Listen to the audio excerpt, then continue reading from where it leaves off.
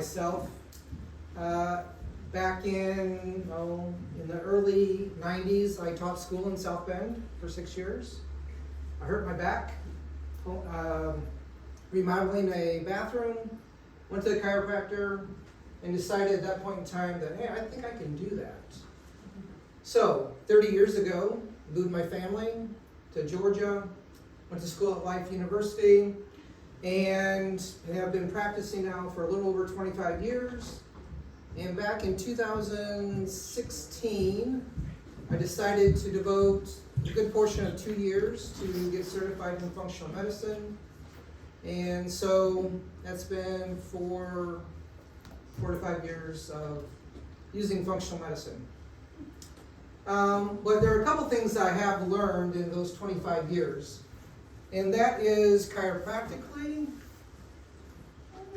not everybody gets treated the same. Now, chiropractically, we strive to remove interference, but there's 150 different techniques that chiropractors use, and they always choose 1 or 2 that they like the best, that work for them, and hopefully work for their patients. The other part is that when it comes to food, we all can't eat the same. Not every diet, how we eat, is good for the next person. But we learn that we try to find the thing that works best for us. And also, not all healthy food is actually good for you specifically. We get things called sensitivities. And those sensitivities can be good food, but they don't work well for us. And so identifying those things is really important when we try to figure out what could be a root cause for having the problems that we're having. Now, even eating the wrong thing can produce what in chiropractic we consider subluxations or interferences. We try to remove the physical, but there's chemical, emotional, am I missing another one? Physical? Yeah, the physical one. So those things cause interferences within our bodies, and we try to ask good questions so that, you know what, if we're trying to remove the physical and things aren't getting better, I forgot to start that. And things aren't getting better, then we need to look into some other things that might be causing an interference. And today we're going to be talking about our gut. And our gut goes all the way from our mouth all the way down to the exit. All right.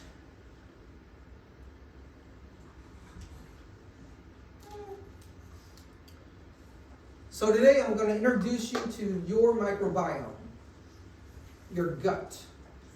What resides inside your gut. We consume nearly 30 to 50 tons of food in our lifetime. That's a lot of food. Now, the question is it good or bad? Or is it good or bad for you?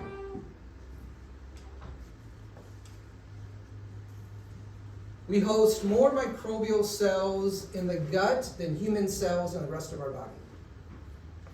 There's more of them than there is of us. It's responsible for extracting the right nutrients that we need to thrive, maintaining the balance of helpful and harmful microbes, and acts like a conduit for waste removal. So there's a lot that goes on between here and there. The healthy GI tract prevents the entrance of harmful substances into the body. We'll talk about a little bit about something called leaky gut. Some of you probably has anybody heard of that term, leaky gut? A few of you? That's when this happens, that because of a leaky gut or loose junctions in our gut, these microbes can go into the bloodstream and cause a reaction, And then for some people it's, headaches. Some people it's gut issues. Some people it's an autoimmune disease. There's all sorts of things that can happen from just a response from having harmful bacteria enter into where it's not supposed to be. Dysfunction in the GI system can lead to many seemingly unrelated chronic conditions that may be best addressed after you heal the gut first. So we can chase things for a long time. Unless we get down to the root problem, which could be our gut, some of those things aren't going to change. We're just going to keep chasing.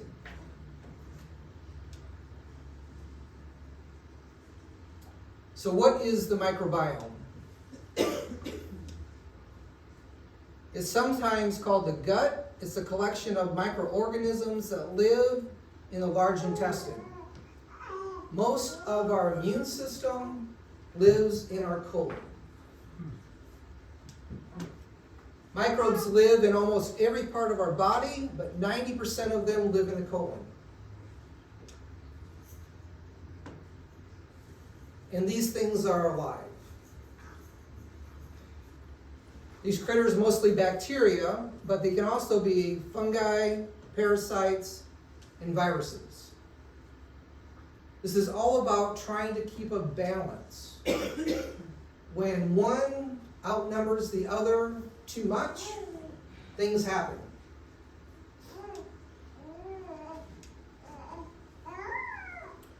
Alive and able, they are able to produce and grow into families, even large colonies inside the body. Now, we're going to be getting to, well, what feeds these things?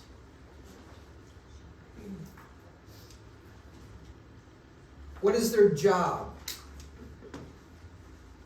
The job of the bacteria in our gut break down food into nutrients. They help our immune system fight off illness. Some of them are like soldiers fighting off the microbes and toxins. And what happens in the microbiome affects your brain, and some of the microbes can even change the way you think and feel. They have the power to change how you learn and remember. So some of them aren't really good. But we're still trying to keep a balance inside of our gut.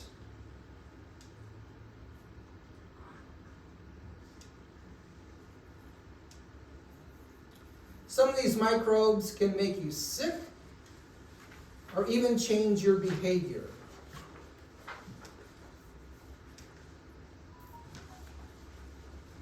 And some of the pesky microbial communities live inside of us and remain harmless if they're in a small number.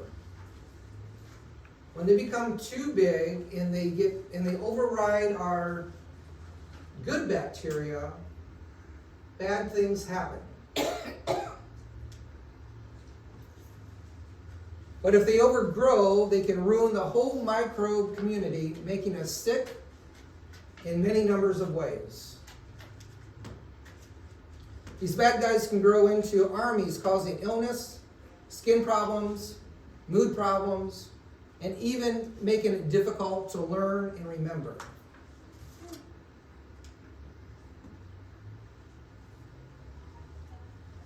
Dysfunction in the GI system can lead to many seemingly unrelated chronic conditions that may be best addressed after healing the gut first. We chase a lot of stuff with drugs. I read in the newspaper that those over the age of 55, or most of them are on 5 or more medications.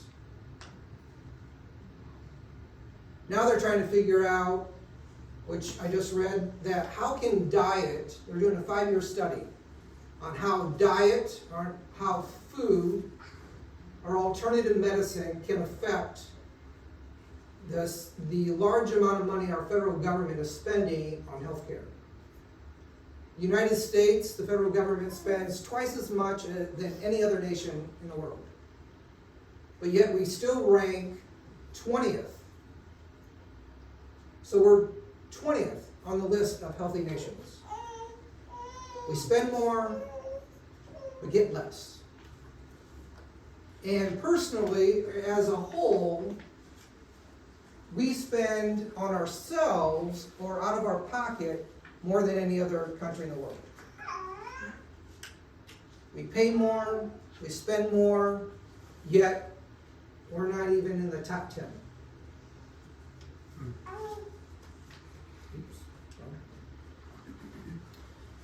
So, some of the things that our gut, our microbiome affect. And some of these things you're going to go, what? How come they never told me that? My doctors never said that. Our brain, stress, anxiety, depression, insomnia. Our skin, eczema, psoriasis, acne, rosacea. Thyroid, Hashimoto's, Graves' disease. Our liver, non-alcoholic fatty liver disease. Our toxic burden. Our liver does over 500 different functions. Yet, the main thing, it's a detoxifier. It is a filter. But if it's overburdened and doing more things than doing what it's supposed to, dysfunction happens. Well, overall health, migraines, fatigue, low energy, nutrition malabsorption, constipation, diarrhea, or both of them side by side,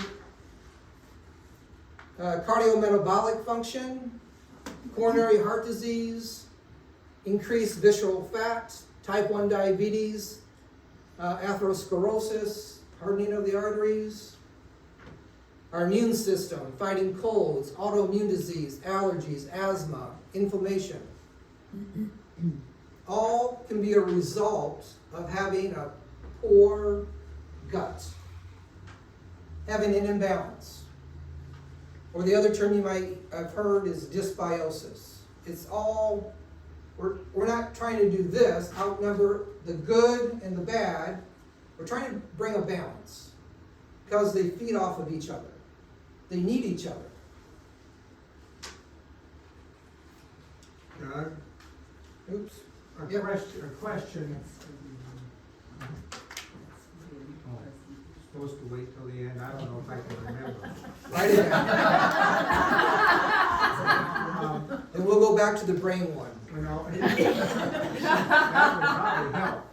But just kind of quickly, did you say that a lot of our ability to, our immune system is controlled by this gut? Yep.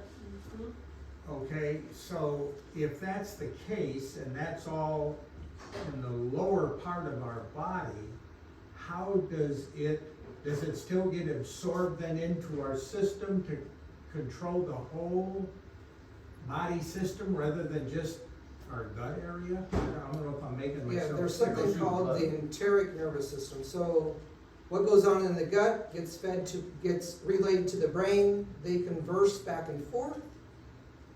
And so they are producing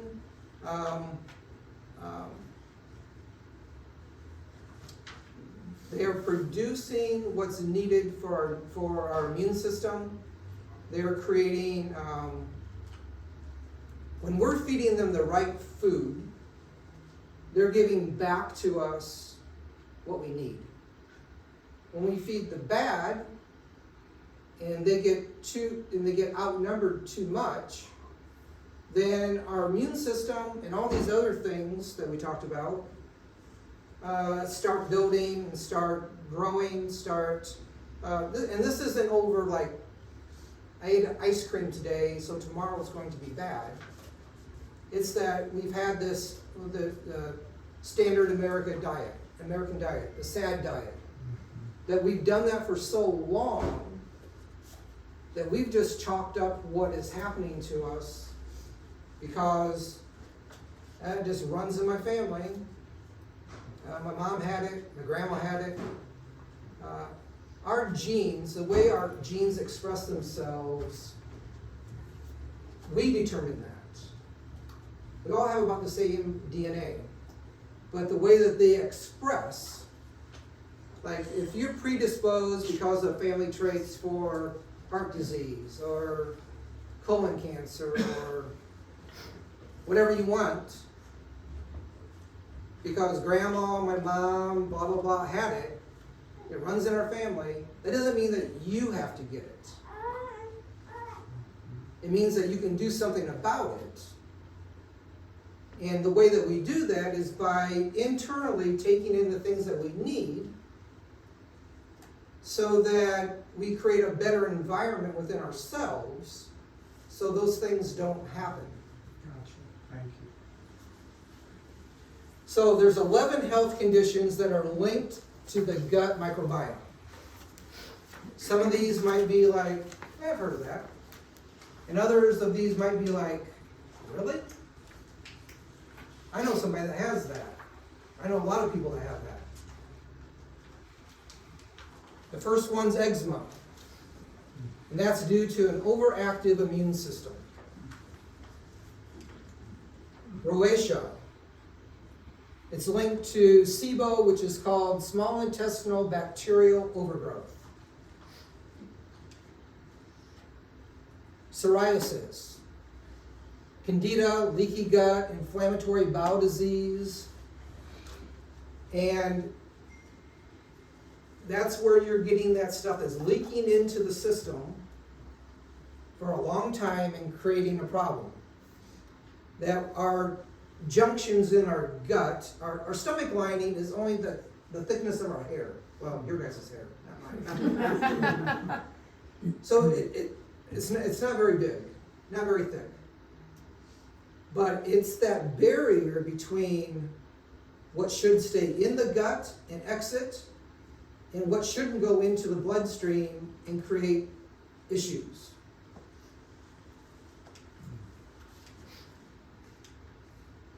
Anxiety is a mind-gut connection that we talked about a little bit a couple minutes ago. Depression is gut-brain axis via the vagus nerve.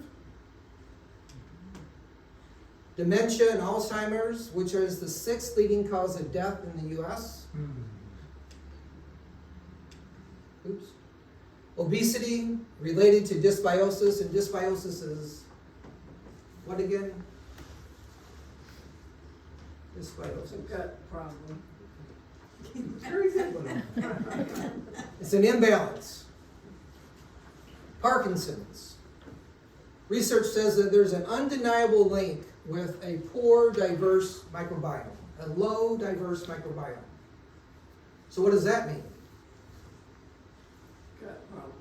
Gut problem. It's all a gut problem. But it is that we don't eat enough different foods to give the bacteria in our gut a chance to grow and to create communities. When we have 5 foods that we eat, then we get bacteria that feed on those 5 foods versus the whole outside edge of the grocery store. And when we eat only the aisle, the processed food, they still grow. It's just not the good ones that grow. You know, I have a craving for, and you can name it, and I can almost guarantee you that it's that overgrowth of bacteria that you have in your gut that's calling for that stuff. The Twinkie. Who's that Twinkie guy? Twinkie guy.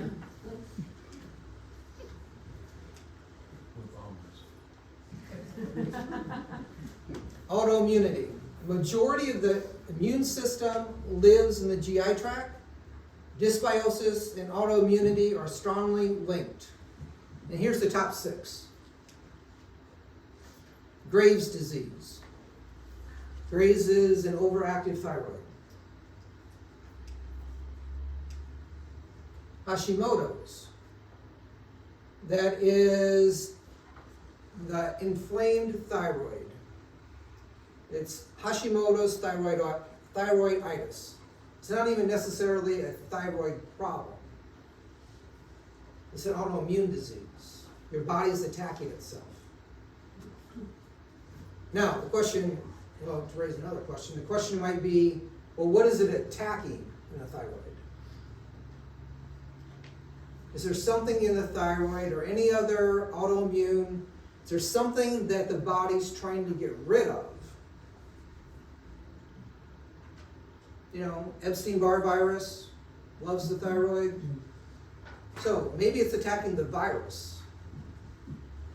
But when we say it's an autoimmune disease, then we just say, well, we're just attacking ourselves, and so let's kind of shut down our immune system so that it kind of keeps it at bay, slows it down.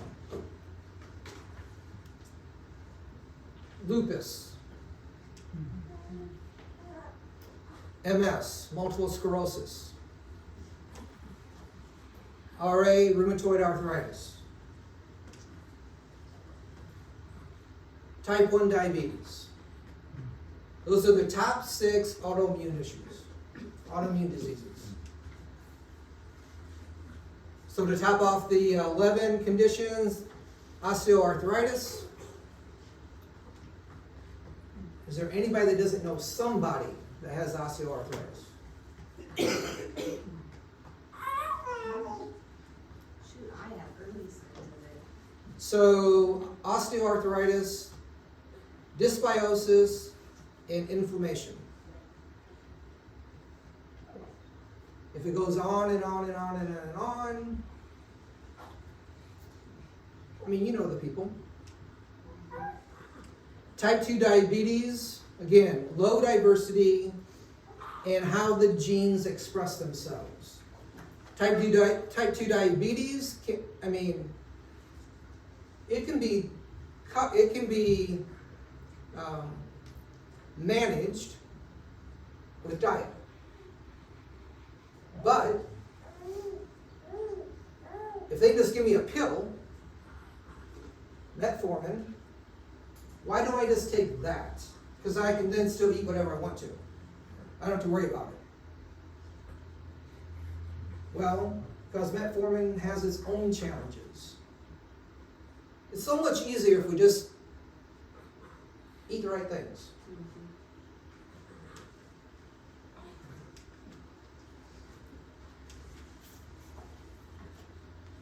So there's a war going on within us. Every moment, our gut's at war. We're trying to produce a strong immunity and fight off weaknesses and illnesses. On the good side, we're trying to produce or take in probiotics. We feed it with prebiotics, which are fibers, good fiber. Majority of us, you know, I think the recommendation, Dr. Mike, is how much per day? 33 for males, 15 for females. Grams a day. How much is in processed food? Yeah. So that means you got to eat good stuff, real stuff. Because the prebiotic is what feeds the bacteria in your gut. In our gut, on the bad side, they just ask for more sugar. They love sugar.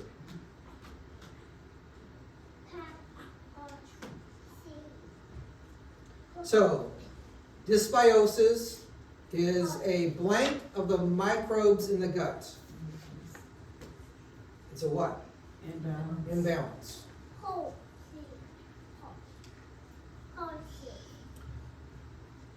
So how can you help? Every bite of food that you take in will either feed the good guys or the bad guys. Now, I'm not trying to ruin any of your special foods you like to eat, but ice cream every once in a while, well, that's another story.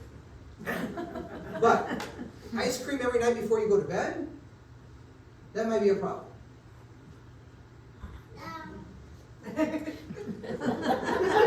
What do you say? He said no. No? Got daggers. The statistic is that 70% of the world's population is lactose intolerant. That means that we don't have the enzyme to break down the sugar in milk. So, if you get rid of dairy, which is like, in everything, I know, I'm ruining a bunch of things for people. An apple has over 1 million diverse and healthy bacteria in it. Maybe it's true, an apple a day keeps the doctor away.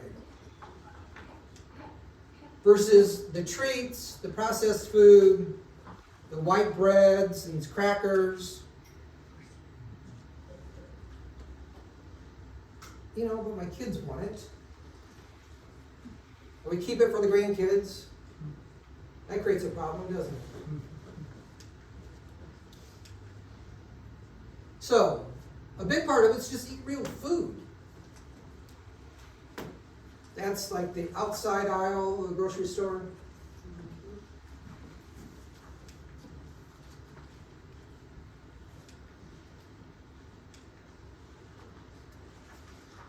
So one must eat to live and not live to eat. Or sometimes you might have heard the one from Hippocrates that says, let thy food be thy medicine, and medicine thy food. We need to eat real food. That's where the fiber is, and the fiber is what feeds the good bacteria, and the sugar feeds the bad. Much difference between frozen or fresh? That would be better than not. They say no. So my mom gave me this one. When you learned that you are what you eat, you realized that he was nuts.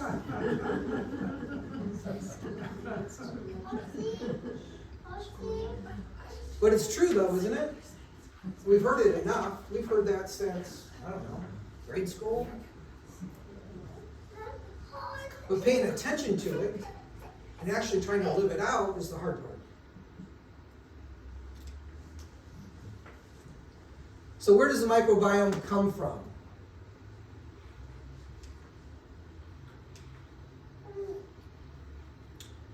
Human survival is dependent on bacteria despite the few fearsome species, and bacteria is dependent on the human host. We have to live together. They need us, we need them. For hundreds of years, medicine assumed that the infant in utero had a clean slate. They're starting from scratch. But recently they found out that they discovered that they are born with bifidobacillus already in them.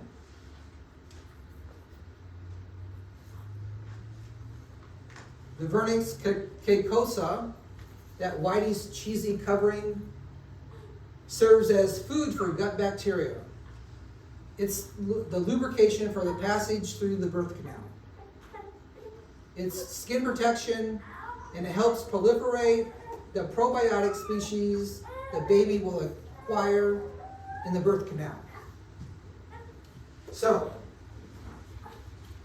how many of you were of natural birth? Not a C-section. How many were C-sections? Okay. So, C-sections, you didn't get to go through the birth canal.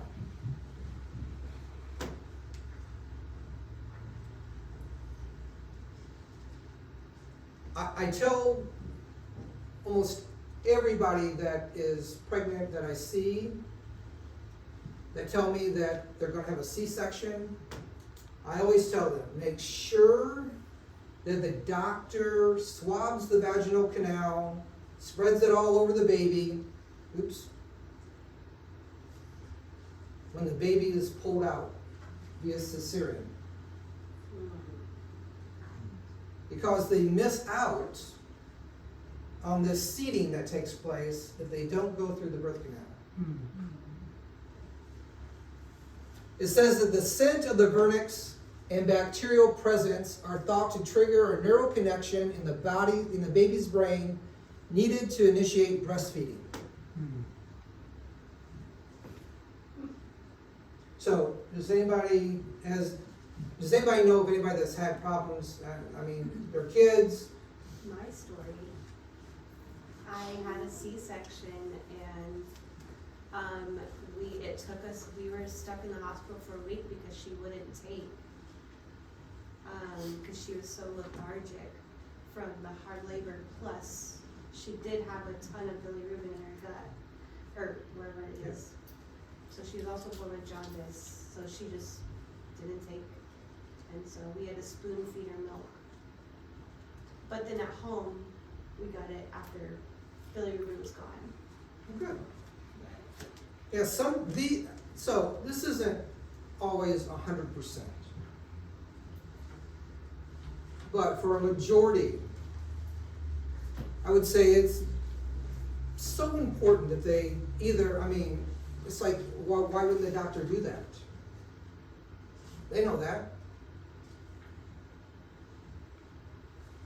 But that's why you have to be your own advocate. Because you just say, hey, this is what I want you to do.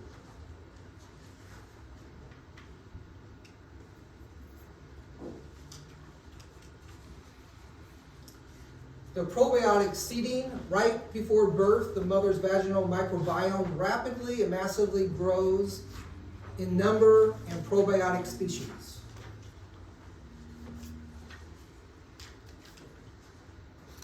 This serves to inoculate the infant with frontline immunity based on the mother's inherent probiotic species.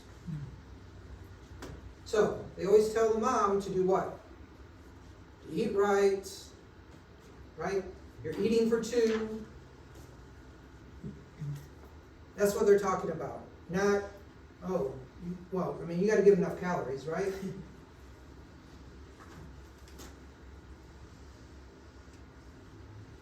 Passage through the birth canal seeds the skin for protection against yeast fungus, pathogenic bacteria, viruses, and other microbes. It also seeds the oral cavity, the gastrointestinal tract, the ocular, the nasal sinuses, and the auricular microbiome. It seeds you.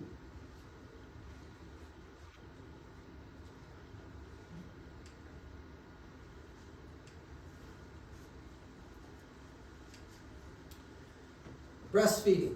Historically, breast milk was considered sterile. But now science finds abundant commensal bacteria, those that act on our behalf to induce a protective response. Breast milk is its own microbiome.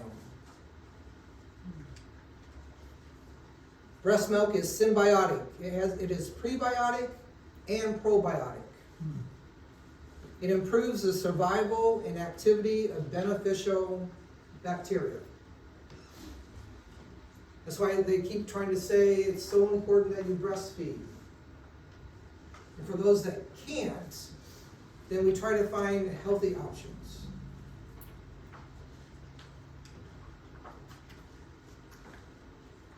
So where does the microbiome come from? Well, it's the people that we're around. We can't live in a glass bubble that we did for 2 years. It's the people we touch, we hug, we kiss, we're in close proximity to. It's the dirt we play in, the bugs that we're around, those that eat dirt.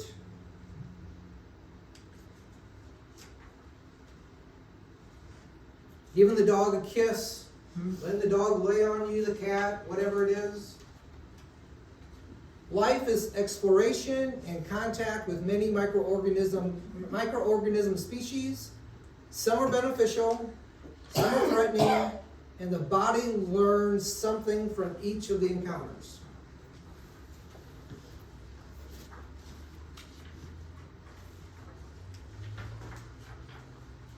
Now, years ago, one of my grandsons, Sawyer, he's almost 6. He was probably 1. And they have a Labrador, his name's Champ. And their mom would tell the story that Sawyer feeds Champ ice cubes. Champ crushes them up, drops them on the floor, and Sawyer then eats them. And I thought, what? Oh, goodness. But it's who or what we come in contact with. I know it's kind of gross.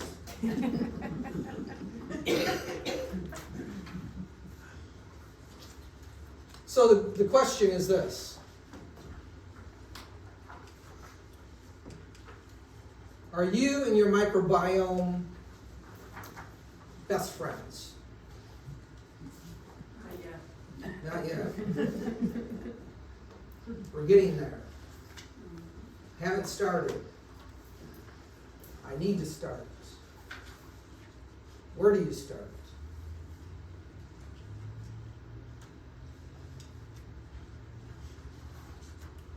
So, before we go on to part 2. Now, what we didn't tell you was this is 4 parts.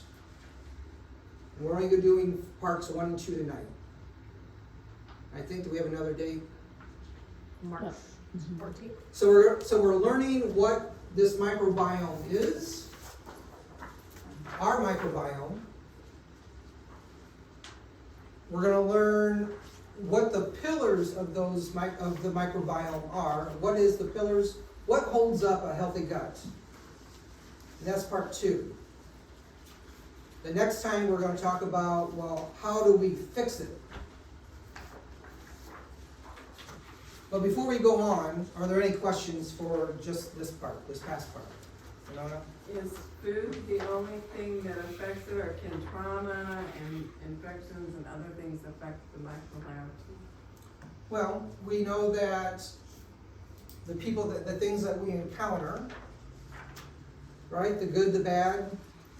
We know that food's a big part. I would say food's the majority of what affects the microbiome. But we have all those connections between environmentally, what we take in, or what we're surrounded by, right? What's the plastic one? The BPA. So we got chemical interaction. So antibiotics. So what we take in medically, or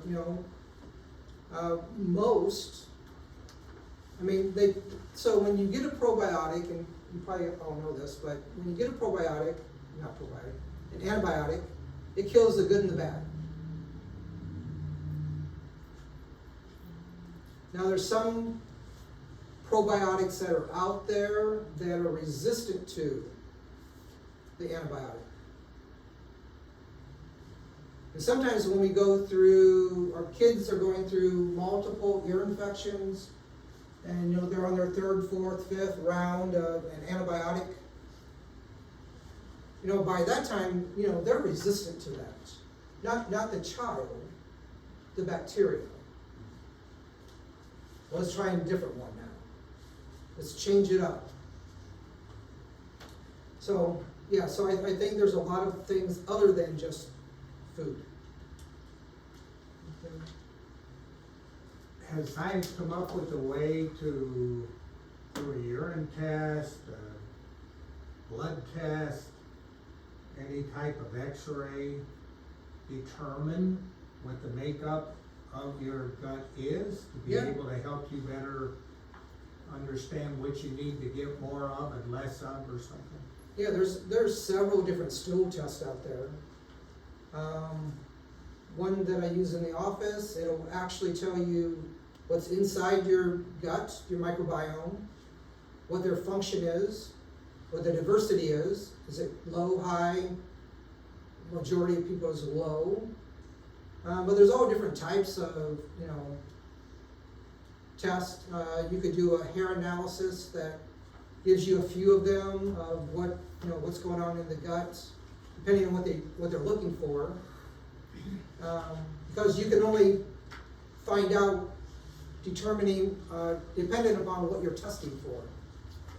If I'm looking for only these, but I got this other stuff, but the major one is that it looks for everything and says you got a high, low diversity. Here's the different funguses, viruses, bacteria you have, and this is what their job is. This is what they're doing inside your gut.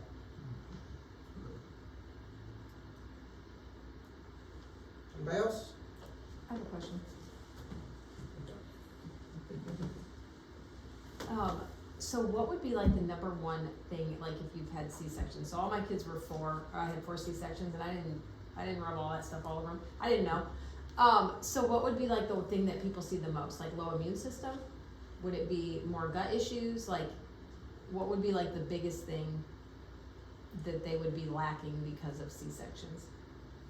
Well, I think it goes back to the one where probably low diversity. The covering of their skin, so their skin microbiome might be, so skin issues, ear infection, we hear that Because all the Lizzie time, gets right? that. Lizzie gets that all the time. that Sinus stuff. issues. That's interesting. I never would have connected that to anything. Now, those aren't the only reasons for that, Sure, but it could be okay. but it could be a big one, Mm-hmm. especially if it starts so little. Yeah. And now they have it all the time. Yep. So if you determine that you have a leaky gut, what's the fix for that? Just changing the diet? That's a good start. And can it be fixed or healed over time so that goes away? So when you have a leaky gut, there's 2 sides to your gut lining. Internally, the inside the gut and the outside portion. So, I think that's in the third one.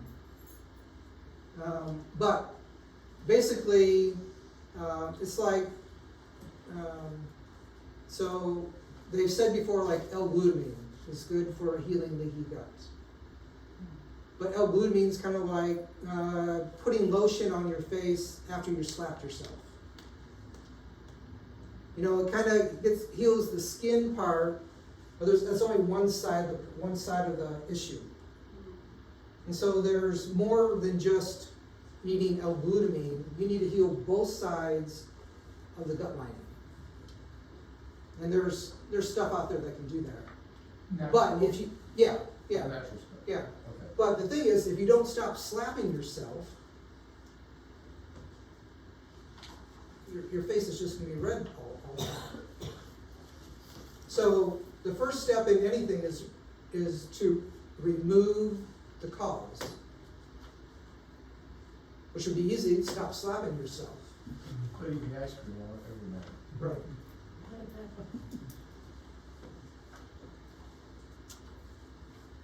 All right. Let me change this.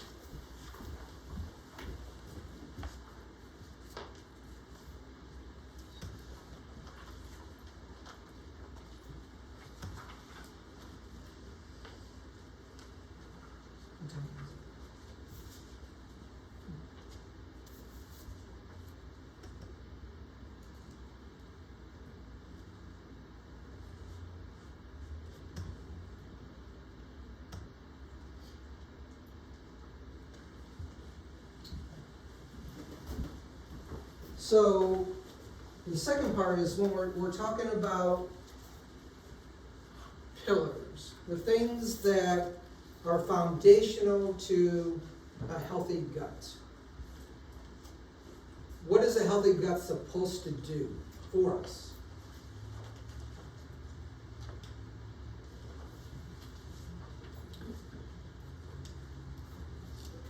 So the GI tract, our gut, is supposed to extract nutrients that are needed for survival. Now, back to the leaky gut. If you got a leaky gut, are you going to be able to extract the nutrients that you need efficiently? It is to maintain an appropriate balance of good and bad microbes. Working with the immune system to prevent the entrance of harmful substances into the bloodstream. Back to the leaky gut.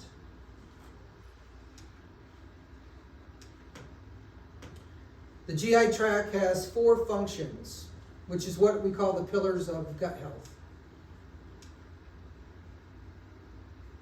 When all 4 of them are working properly and in harmony, few symptoms will occur.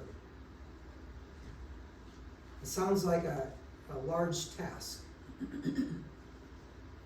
But this is what we were designed for, right? To be healthy. And if we're not, there's no better time to start than now. And one of the things that Dr. Mike taught me was that, you know, you can't tell people eliminate, eliminate, eliminate. But you can tell them just add one healthy thing. Just start there. Just start with a 1.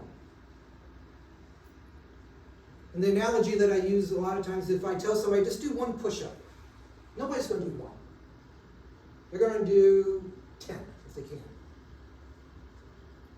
Or your hygienist that tells you floss, just floss 1 tooth.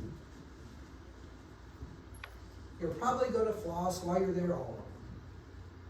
So just add 1 healthy thing.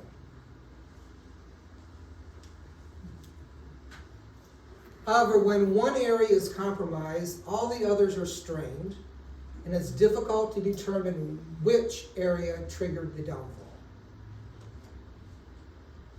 I mean, isn't that what we're trying to look at, is what's the root cause of this? What's the thing that started the whole mess? And understanding each pillar will determine the true root cause of dysfunction.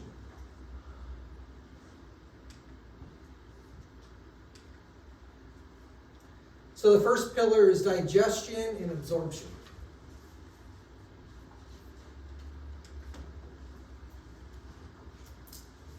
Digestion is breaking down and absorbing nutrients.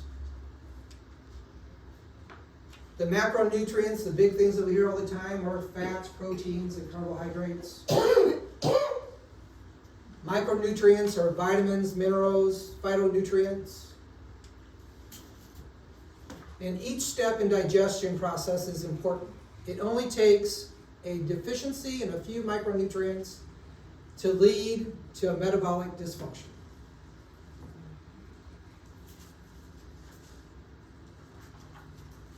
Well, how do we know what those are? Well, there's tests for those.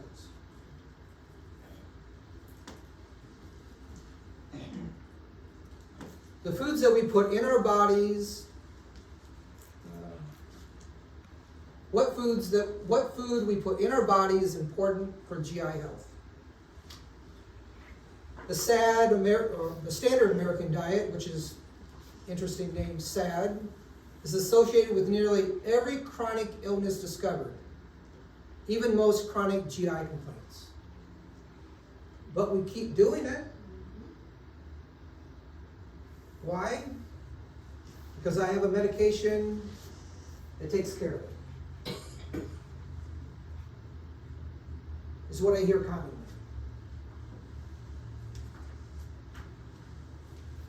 Processed food, hydrogenated fats, preservatives, high refined carbs, food additives, low fiber intake. And I think low fiber intake, if you just raised your fiber, which means you would be eating real food. Yes, you can take Metamucil or whatever those things are. That's only a couple grams. But we're back to eating real food. These patterns are pro-inflammatory, placing a significant burden on detoxification and bowel transit time. Plus many undiagnosed food sensitivities, which weaken the barrier function of the gut. So we can do a food sensitivity test, we can do a hair analysis. We have a QI5 bioresonance machine that can identify what your body likes, what it doesn't like. But bowel transit time, that's a big one. You want to know how fast food goes through you? Eat some beets. And when it comes out red, you know what that amount of time has been that that meal went through your body.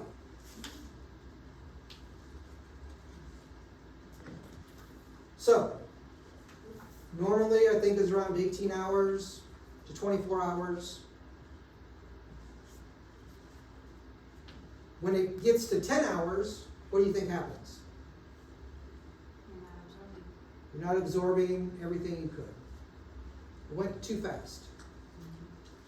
When you're at 2 days, then what? Probably looking for the nutrients to absorb. It Toxic. you're what?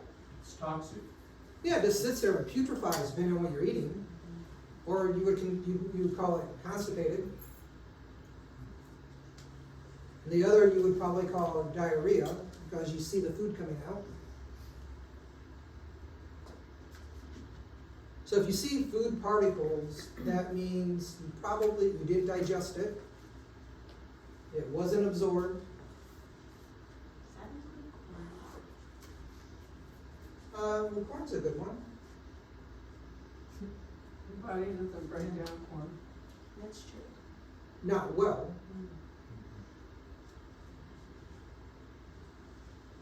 But that's another one you can see how fast that goes through. Some people, when did I eat corn? It's been that long.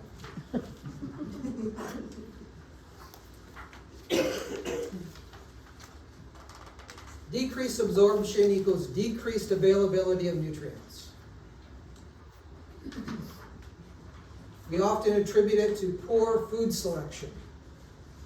But poor digestion can render nutrients unavailable to certain individuals even when abundant in the diet. We could eat a lot of it, but if we're not getting it, we're not absorbing it, it's not doing us anything.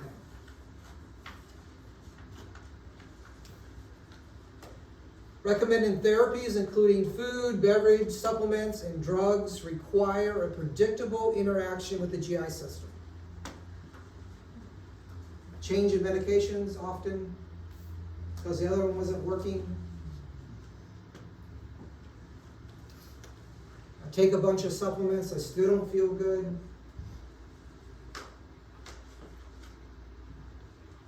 I'm eating the right foods, I drink water all the time. Why do I feel so crappy? Because you're not absorbing it. It's not being in contact or interacting with your GI system well enough.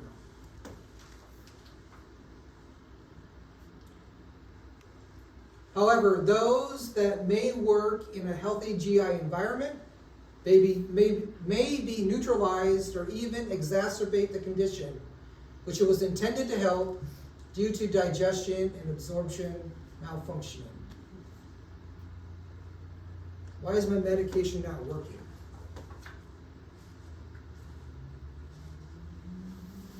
Why are they changing my insulin so much?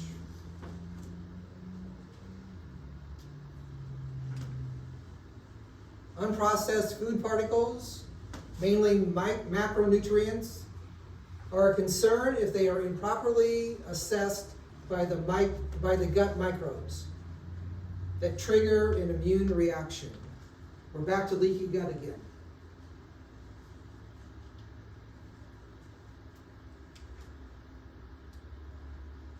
When severe enough, this can lead to changes in the balance of the microbiota, otherwise known as, I reverse this on you, dysbiosis.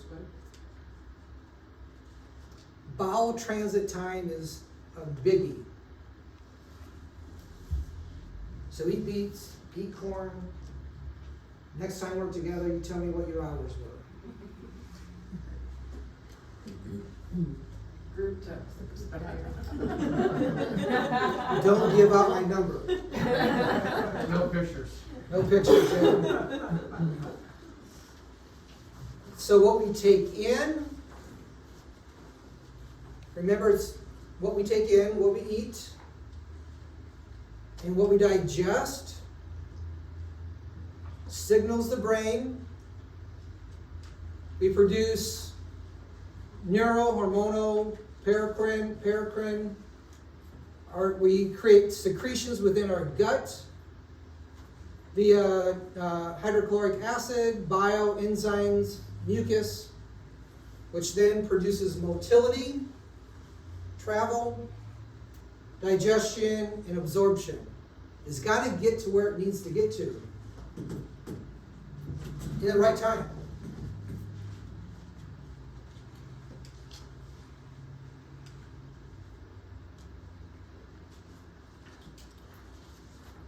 Number two, let's find number two, elimination. Elimination and detoxification.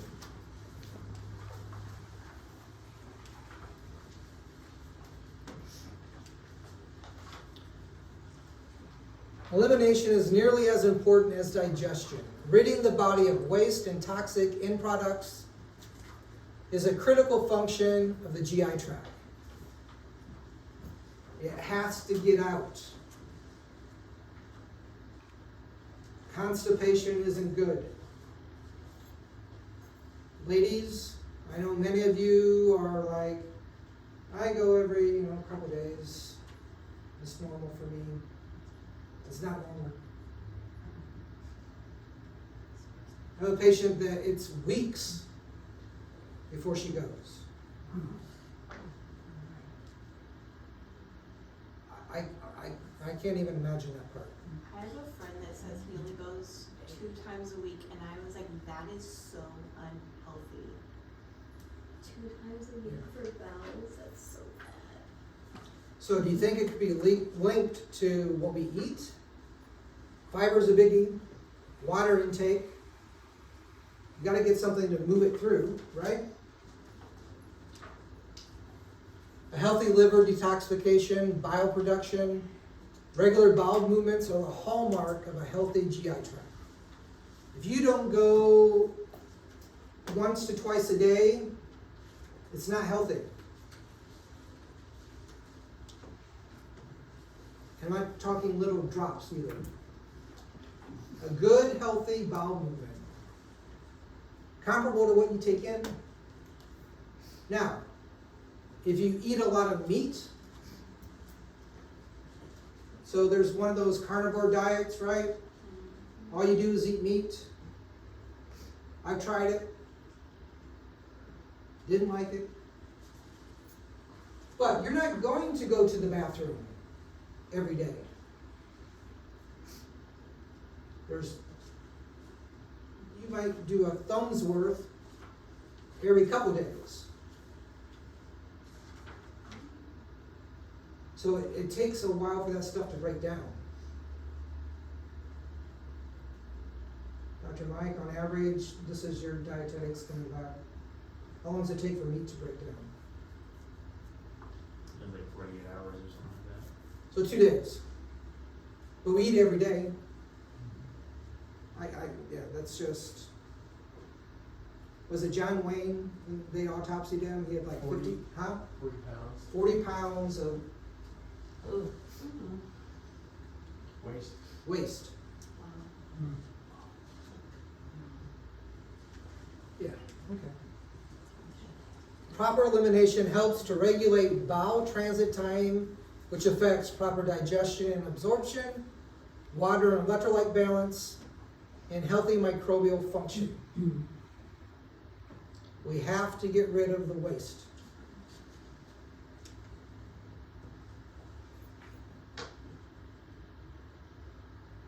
elimination detoxification via the liver. It's responsible for converting toxins into forms that are easy to excrete out of the body. It's to filter and break down toxins.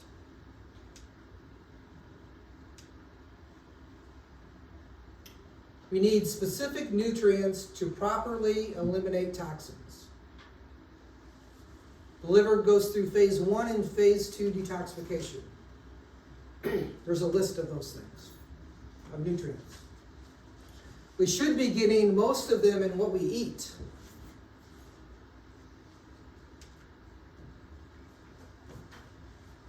The liver filters the blood, stores glucose for energy, breaks down steroids, steroid hormones, and produces and excretes bile.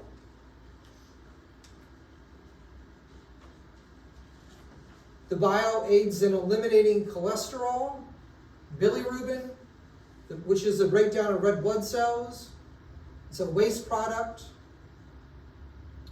Waste products through peristaltic action to remove fecal matter and to promote lipid absorption, fat absorption.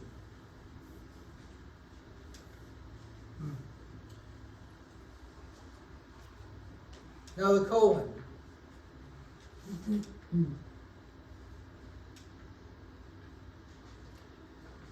When it's properly functioning, it removes water, nutrients, and electrolytes. Eventually rids the body of waste and toxins via stool. But one of the most essential responsibilities of the colon is housing the central location of your what? Microbiome? Microbiome. 90% of it lives in your gut, and the rest lives in the stomach and the small intestines. I'm sorry, you can't even see. Good. It says you. I have it right here. Good. Now there's other biomes that exist. It's just not the one in the gut. You have a skin microbiome, mouth, lung, and genitalia. They all have their own microbiome.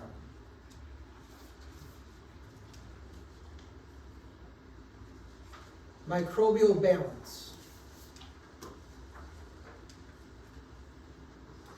The GI tract hosts 100 trillion microorganisms, at least 1,000 subspecies of yeast and bacteria. That's a lot.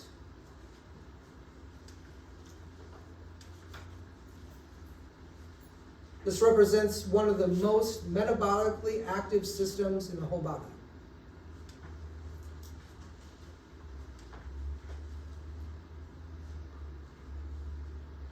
It affects glycemic control, blood sugar control, cholesterol, breaking down amino acids, short chain fatty acid production, and vitamin synthesis.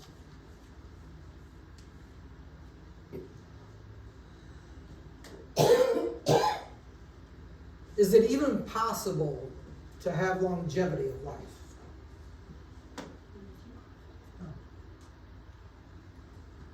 Yeah. But we hear frequently life has been cut short for numbers of reasons. And many of them are unexplained, it just happens. But these are all things that have to happen to try to have longevity of life. We have to have GI motility and the intestines and liver recirculating between the two.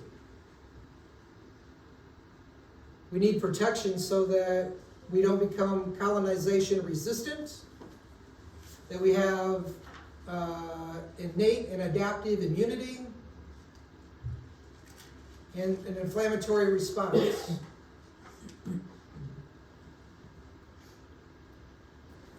So that lining in our gut is made up of mucus. And so, if we have a strong mucosal barrier, tight junctions, and have a strong intestinal villi and crypts where things attach and then get moved out, is another part of increasing our longevity. Being able to synthesize vitamins D, niacin, K, and biotin, increase our mineral bioavailability. So we make vitamin D with sun exposure, but we don't get sun very much. And if we go outside in the winter and it's sunny, it's not going to do us any good. So many of us take in vitamin D3 and K2. But here's the thing. I have at my office a tablet that's 50,000 IU. Now, on normal, I would tell somebody, 4,000 to 6,000 IUs twice a day here in the winter. I have a 50,000 capsule unit in my office for once a week.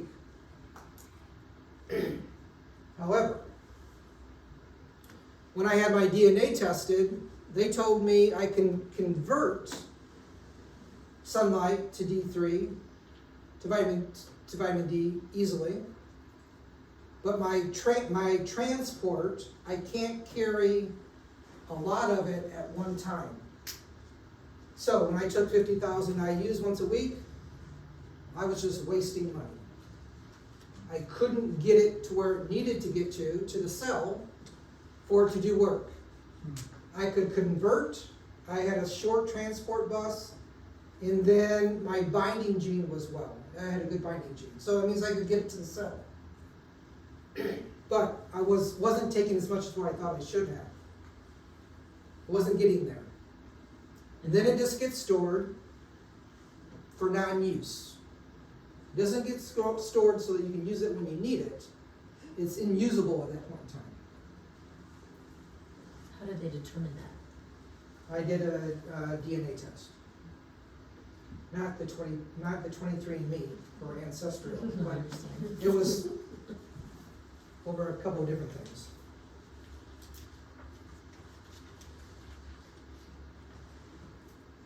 If we're able to produce fatty acids, one of the most common ones are butyrate. They would say take in butter. Butter helps. Butter has butyrate in it.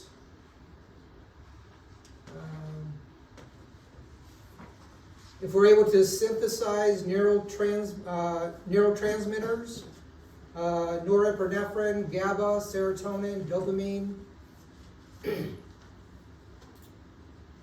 Our gut is a major production of neurotransmitters.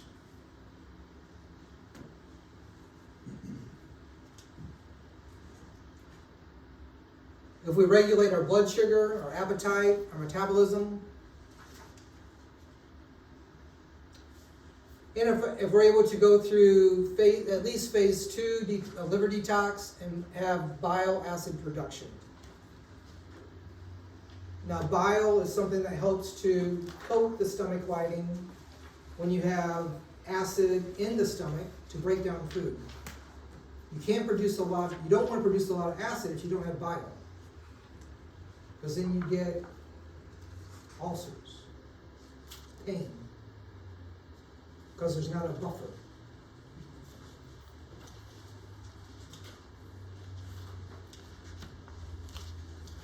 And the fourth is barrier function. Maintaining proper mucosal barrier function is vital for both GI and system-wide health. The gut contains numerous entities that should never reach the bloodstream or lymphatic system, such as allergic food particles, toxins, or harmful microorganisms. We're back to that leaky gut thing.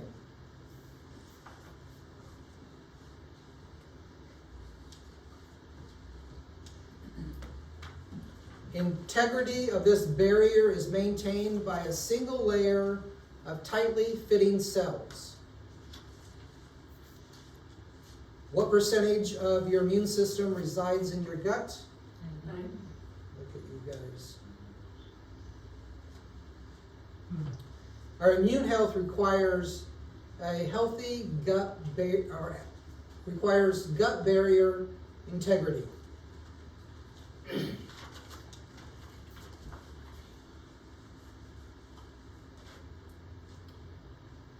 So how does compromise of this gut barrier happen? Through dysbiosis, an imbalance in our microbiome, inflammation, food allergies, sensitivities, and immune system dysregulation.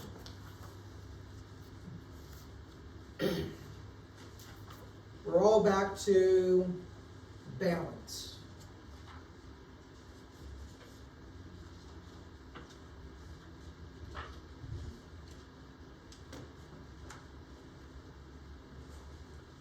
So why do these pillars fail? Stress would be a good one. Stress is a huge factor in most people's lives.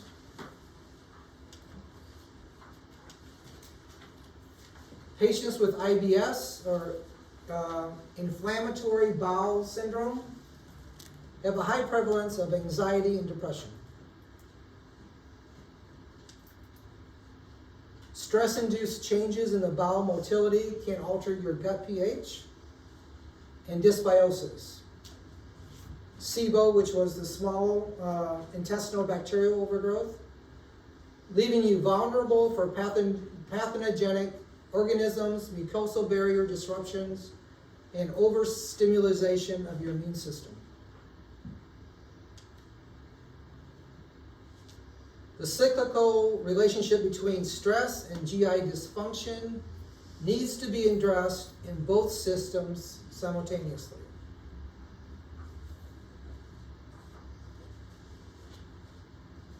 If you heal the gut, but you still got all this stress, that ain't gonna work. If you get rid of the stress and don't take care of the gut, you still got problems. And that big problem is called inflammation. We're not talking swollen shoulder, swollen ankle, we're talking internal cellular inflammation. All those trillions of cells that we have get inflamed. And they got a job to do. They create energy. And they die, we get new ones. But if you can't get stuff into the cell to do work, you can't get stuff out of the cell, the waste, and so those cells die quickly.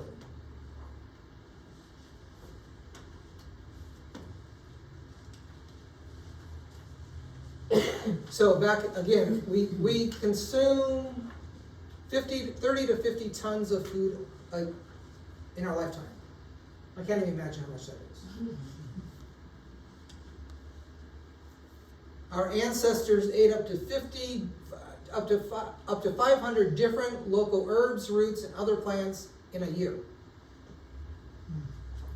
We typically consume 17 different plant crops at most. We're back to,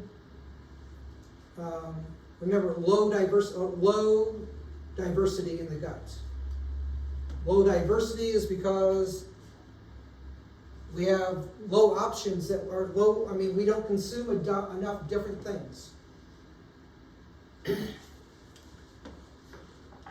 The SAD diet's high in refined carbs, hydrogenated fatty acids, food additives, preservatives, and low in fiber and omega-3 fatty acids. You don't need to eat fish just to get omega-3. flaxseed, chia seeds, nuts, fish.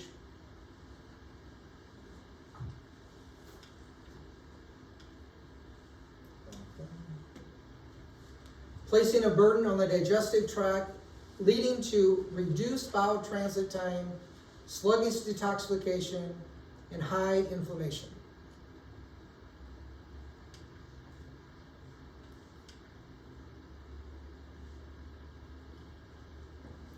And undiagnosed food sensitivities.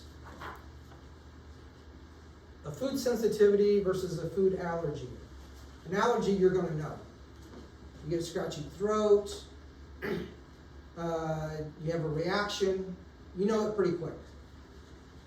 Food sensitivities happen anywhere from 3 to 72 hours. It could be 3 days ago, whatever you ate.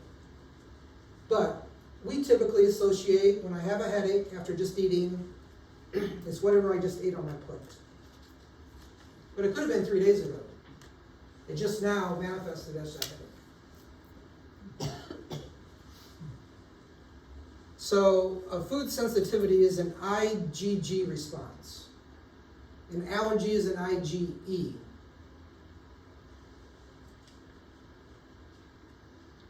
Commonly used medications, over-the-counter prescriptions alter the proper function of the GI tract. Proton pump inhibitors, steroids, opioids, calcium channel blockers, NSAIDs, antibiotics.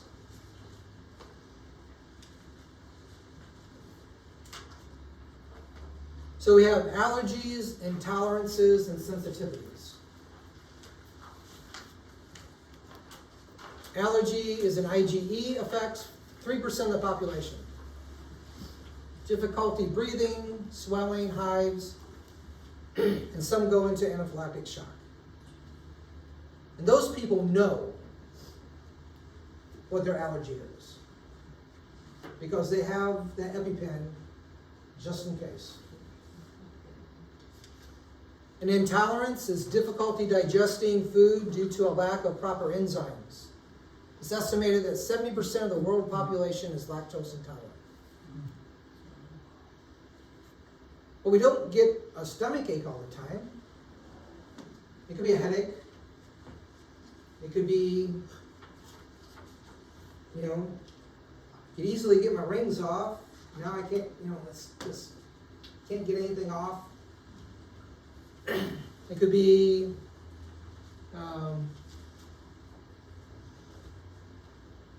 just things that we associate with, it'll go away.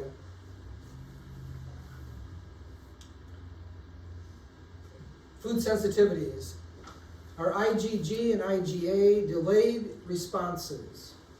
Headaches, seizures, hyperactivity, hormone, weight gain, digestive issues are all related to food sensitivities. Continuous exposure leads to altered intestinal permeability, as well as exacerbations of autoimmune disorders. So, there's that thing. Headaches, hyperactivity, hormone dysregulation, weight gain, digestive issues. If we don't find the food that's causing the problem and remove it, or get treated so that your body recognizes what it is, then we just live with this stuff. And if we do it long enough, because it'll go away, I'll put up with it, it's not that big a deal,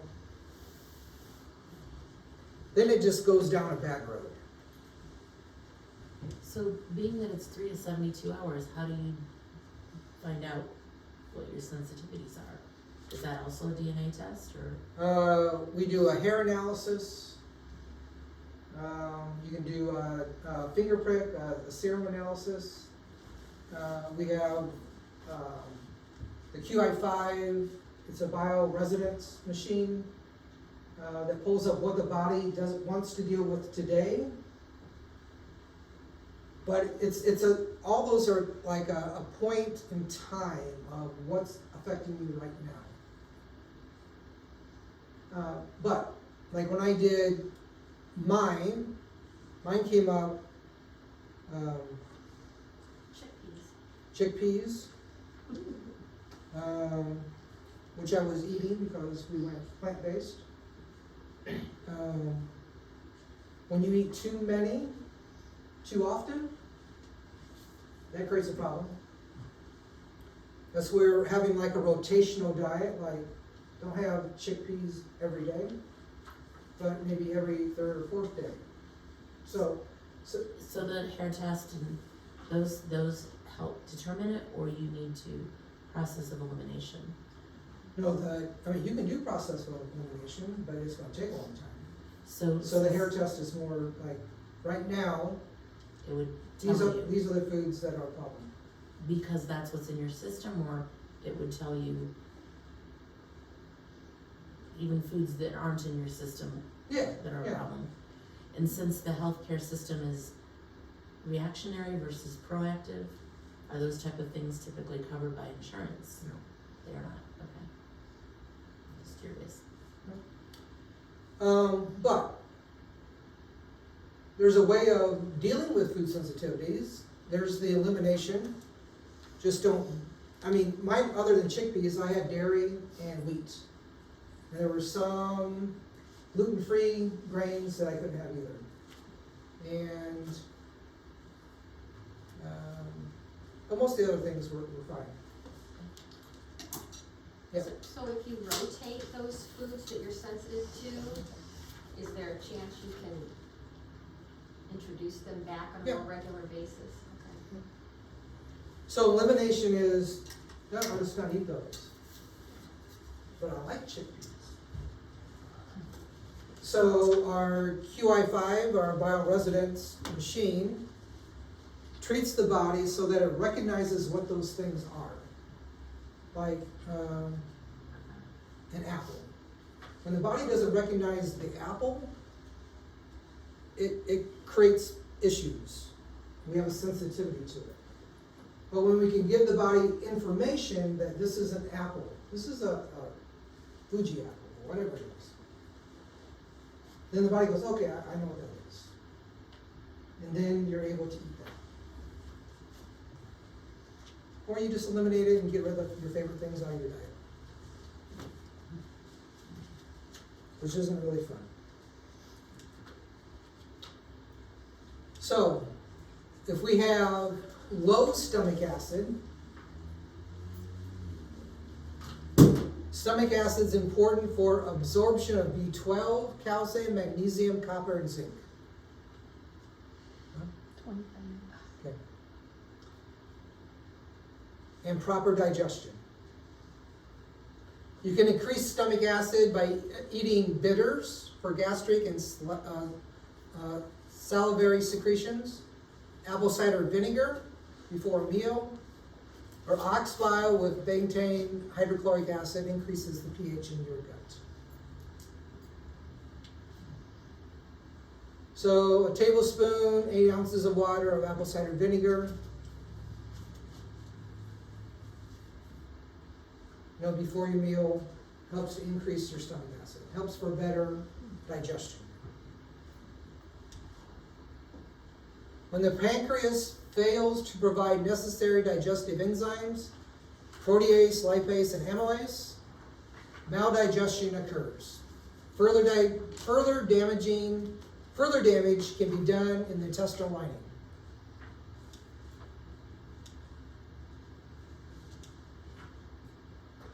Bile acids are produced in the liver, they are stored in the gallbladder, and they're excreted into the small intestine, where they help with absorption of fats and your fat-soluble vitamins, A, D, E, and Ks. They keep cholesterol levels down, and they prevent gallstones, and they aid in detoxification.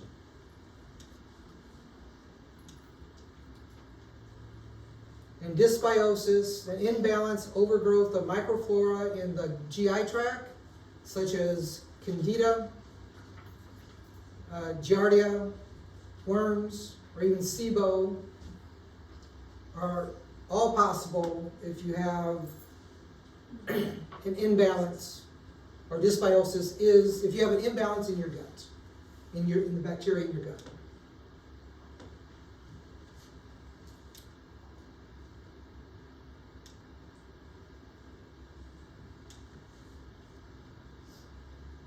So the cause and conditions associated with dysbiosis or imbalance. Chronic skin conditions. We have infections. Is irritable bowel dysfunction, food allergies or food allergies. Chronic stress can lead to celiac disease. Toxins in the body are associated with stress. Blood sugar issues are associated with dysbiosis. Low stomach acid associated with rheumatoid arthritis. Low enzyme levels, ankylosing spondylitis.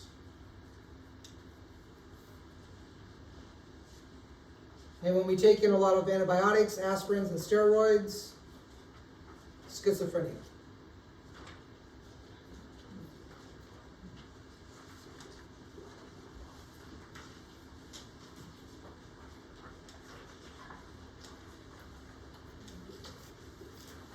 So how do we have this toxic burden? From the food that we eat? No, we can't all, so how many buy organic food?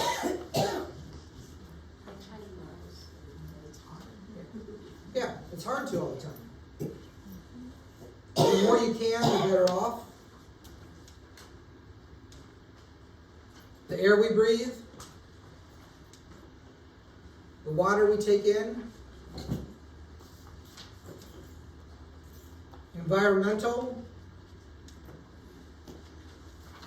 lifestyle, what we put in and on ourselves, internally, emotional, fungal, stress, unresolved trauma. Those are all ways that we have this toxic burden, this load on our body. Just stress by itself is enough.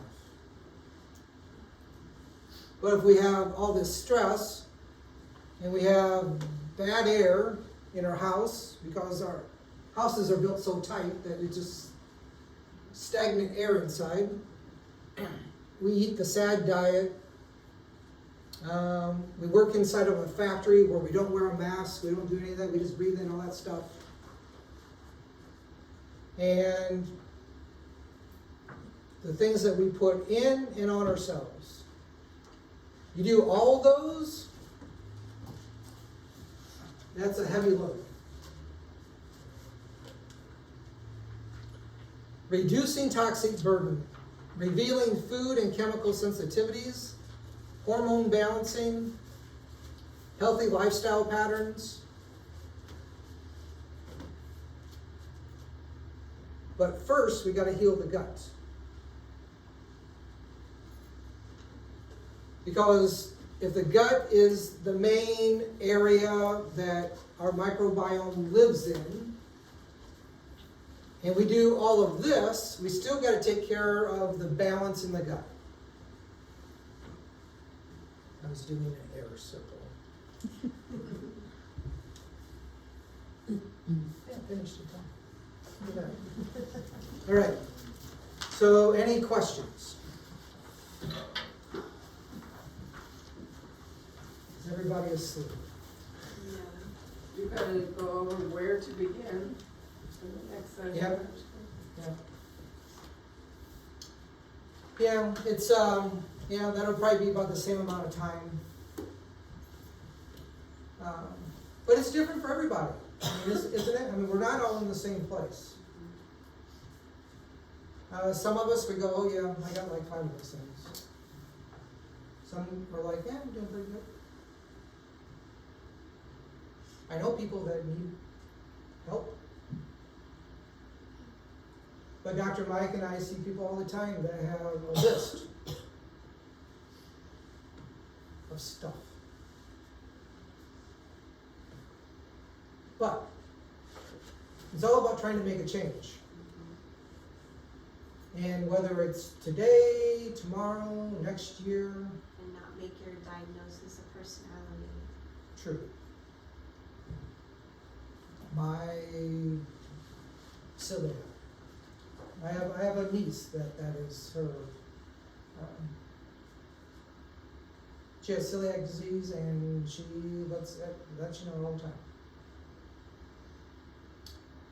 Now, there's just making a little change. It's a good step. And I think the biggest change you can do is just eat real food, which is hard. I've done that several times, and I've quit. There's got to be an easier way. Because we all like the snacks. Would you say organic food is a necessity then? Well, I mean, there's certain foods that organic is necessary. I don't have the list with me. I know nobody knows the list. The Dirty Dozen. Those are almost a necessity to eat organically. You know them off the top of your head? Apples and strawberries, I do not know them But you can Google the Dirty Dozen.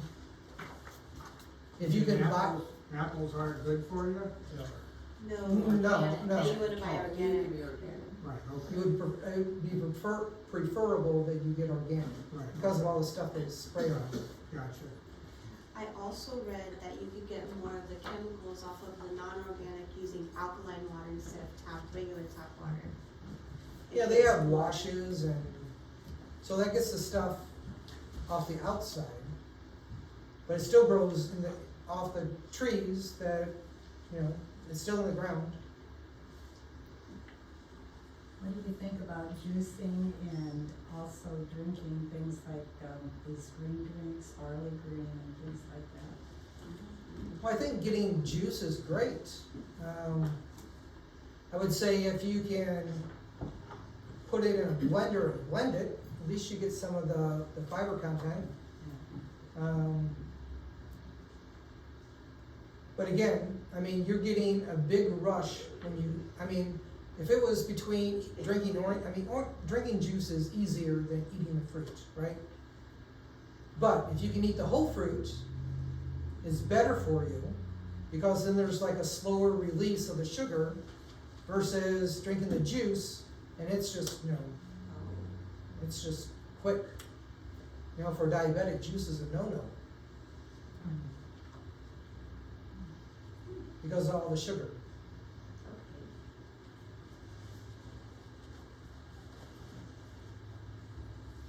You have a question? Yeah, get back to the apple cider. Yep. Now, my understanding, the true one you need is the one that has the mother in, not the other one, right? Yeah, if you can get the mother part, that would be great. And also on milk, is the reason why, because I used to drink milk, I grew up on a farm, raw milk. And I never was lactose intolerant until up and on and having kids, like it's busy, you buy it out of the store. So could all this lactose intolerance be what they're doing to our milk to make it supposedly sanitary? Yeah, so when the 70%, that's worldwide. And so they have the enzyme lactate. You can buy that, right? So it's more of not having that enzyme in us to break down. But I hear frequently that raw, people can tolerate that better than the pasteurized. I think they have something called A2 milk. That's from, I believe it's from a Jersey cow. which is a little bit more digestible. But, you know, goat milk, So the ones they sell in the store, like the oat milk, the yeah, coconut milk, flax milk, almond milk. I am missing some. flax. Flax, soy, which I read up on soy, it's not good. So is that still good even though it's mass produced or no? Well, I mean, let's say you gotta use dairy for something, right? I mean, cook with it or on your cereal or whatever you use your milk for. I mean, the better option would be using one of those other ones. But you really have to compare the additives, look at that, and some of them have so many other ingredients. Yeah, so whatever the front of the label says, don't believe any of that. No, read the back. Read the back. Same with skincare, Anything. anything. Salad dressing made with avocado oil, or made with olive oil and avocado oil. You look in the back, number one thing's, you know, canola oil. The other ones are down the bottom. So always read the back on everything. Isn't it true though, like, they say juicing is good for you at times though, because it gives your digestive system a break, and also like if you juice like the veggies, like your kale and your spinach and things like that, that doesn't give you that instant surge. You're mainly talking like the fruits and like even carrots because they're high glycemic. So like, if you're doing, you know, your veggies and things like that, going straight to the bloodstream fast is okay. If it's not, because it's not like, you know, taking your blood sugar to a, you know, it's not rising your blood sugar super fast, correct? If you're doing like more of the juicing of those kinds of things. Yeah, all those things have like a glycemic index. And so, mainly, it's like, you don't get much from a strawberry, but mainly those juices that are high in sugar content, you know, I would say I would prefer blending it so that you can have a slower absorption. The greens, the spinach, kale, usually you probably put an That's so apple in gross with that. though, Yeah. to blend, cause it's so green. Yeah. I mean, I would say if you were to do those, I just, even a small Little glass. couple ounces would be, even if you add an apple or something to it, Yeah, would be okay. It's just, yeah, don't, orange juice is, great calcium, no? Or vitamin C. Yeah, but not, the jug. yeah. So what would you say if somebody, okay, like, somebody here just says like, I am trying to overcome like all these symptoms, my body's just wacko, the doctor's giving me all these weird pills. If they came into your office, what do you do? What is your first step? And what is the process and what does that look like? If somebody's never been to see you before and they have this huge big, I don't know what's going on. Like how do you walk them through that? Is it like We sit down and talk. They can bring their laundry list of stuff. Would have them fill out like a survey. Listing, because who knows what it could be some emotional thing 30 years ago that's created enough internal stress that they've buried that is creating a bunch of problems. So we sit down, we talk, and if it's, sometimes we send stuff, email, for them to fill out and bring, or hopefully give it to me before we meet, so I have a chance to look at it. Then we, try to figure out what the first step might be. And the first step's always remove. If we can figure out what the initial cause is. Testing is always a good part to get some answers pretty quick. But I always tell people, look, if you're going to test and get the results and do nothing about it, don't test. Because you're just wasting time, and you're wasting your money. Now, if you want to test because you want to know and do something about it, figure out a first step, then do that. But if it's just, I mean, don't do it to appease me. I mean, this is your health. But to get information and then figure out, oh, hey, you know what? Never thought of that one. And then figure out a step, just a plan of action.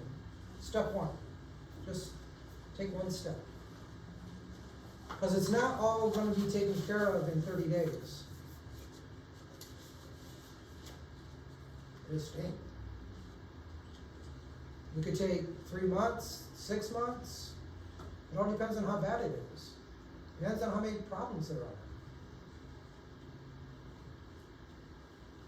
But what I do know, when you correct the gut, things start dropping off. Sometimes we don't remember, like, hey, I don't think it's working. Oh, well, you still got your headaches? Oh, no. No, those went away, blah, blah, blah. Are you still constipated? No, not constipated anymore. So the things that we've been used to are easily forgotten.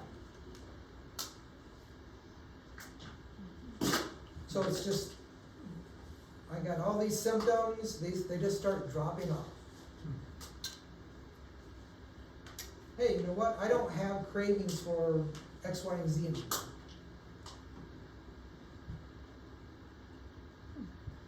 But sometimes I give too many things. And then it becomes an impossibility. I can't do all that. So we just try to narrow it down. Can you do this and this? Yep. Okay. Let's meet in 30 days and see how well you're doing. Yep. If you are not gluten intolerant, is bread, crackers, cereals, things like that made with whole grains permissible? If you're not gluten sensitive, Yeah. so if they're like whole grains, Yeah. yeah. That's But it's okay. still processed, right? Yeah. Crackers are still processed. Bread's still processed. Right. So, I mean, we have crackers in our house. I don't think you're ever going to get rid of all processed food, but you can definitely limit it. Just look inside the cabinet. I found it's always better to get Amish bread than anywhere else, because Amen. it's better for you. Those Amish are healthy. Is that the same as like the Amish peanut butter stuff? You have all the marshmallow I stuff don't care here? for that quite as much as the bread, but, Well, read the back. that was really good, Doug. You, Thank you. very, very informative. So,